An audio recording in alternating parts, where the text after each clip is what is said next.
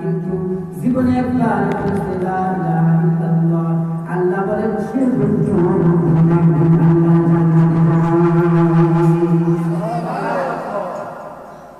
আল্লাহকে বিশ্বাস করতে হবে, দিন প্রাণ থেকে মন থেকে বিশ্বাস করতে হবে। আল্লাহকে বিশ্বাস করলে কি হয়? পয়গম্বর মুসা আলাইহিস সালাতু ওয়াস সালাম একদিন আল্লাহকে ডেকে বলে, আল্লাহ, এই পৃথিবীর সবচাইতে গুনাহগার ব্যক্তিকে আমি একটু দেখব। এটা কে বলেছেন? পয়গম্বর মুসা এমন একটা পয়গম্বর ছিলেন যে আমাদের নবী ব্যতীত যত পয়গম্বর আল্লাহ তাআলা এই দুনিয়ার মধ্যে প্রেরণ করেছেন, সমস্ত পয়গম্বরের থেকে পয়গম্বর মুসা আল্লাহ সবচাইতে বেশি কথা বলেছেন।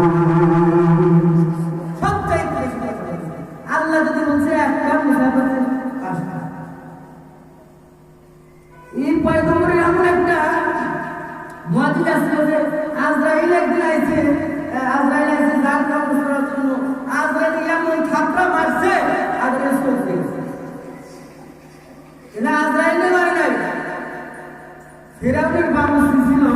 এই ফেরাউনের বাবু স্ত্রী এমন থাপড়া মারছে, একশোর হত্যা করে মারা গেছে। এমন রাগ ছিল।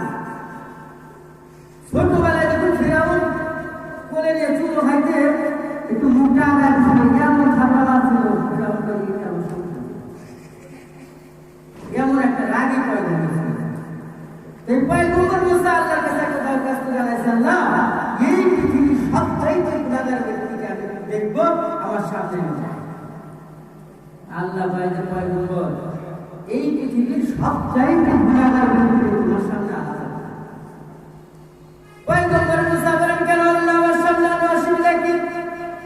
ওই তোমার যে রাগ, ওই গুনাহগার ব্যক্তি রে যখন তোমার সামনে আসবে, তুমি নিজেকে কন্ট্রোল করতে পারবে না, তোমার রাগকে তুমি কন্ট্রোল করতে পারবে না, আমার বান্দারে তুমি হত্যা করে ফেলাইবা। আল্লাহ তো জানে যে পয়গম্বরের যদি রাগ পৃথিবীর সবচাইতে গুনাহগার ব্যক্তির সামনে নিয়ে যাওয়া যায়, তাহলে হয়তো তার হত্যাই করে ফেলবে। এই কারণে আল্লাহ তাআলা বলেন, এই পৃথিবীর সবচাইতে গুনাহগার ব্যক্তির তোমার সামনে যাওয়া